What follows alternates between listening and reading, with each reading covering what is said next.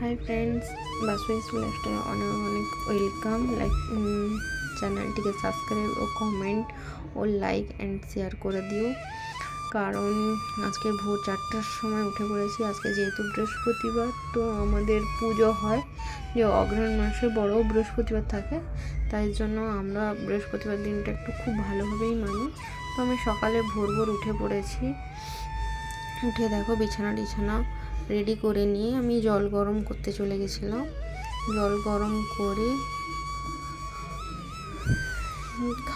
তখন ভোর 4:30, তো কেউ মোটামুটি উঠেনি।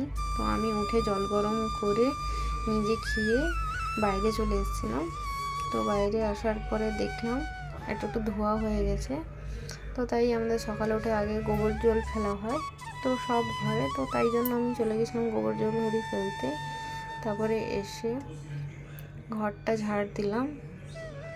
ঘর ঝাড় দেওয়ার পরে আমি চলে যাব স্নানে। তো স্নান করার পরে এসে আমি আগে আলতা পরে নিই।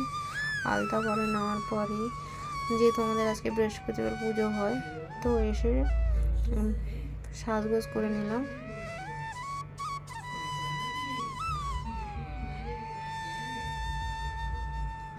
দেখো, আগে সূর্য প্রণাম করে তুলসী মন্দিরে আগে জল দিয়ে দিলাম।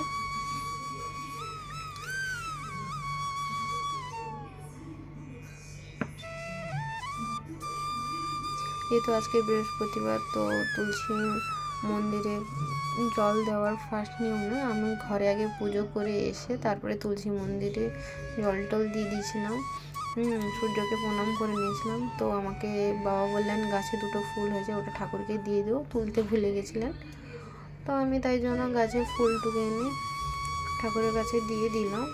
তারপরে আমি পরে দেখাবো আমাদের পুজো যেখানে আমাদের হয়, সিংহাসন আছে, পুজোর ঘরটা আছে, আমি সেটা আপনাদেরকে শেয়ার করব।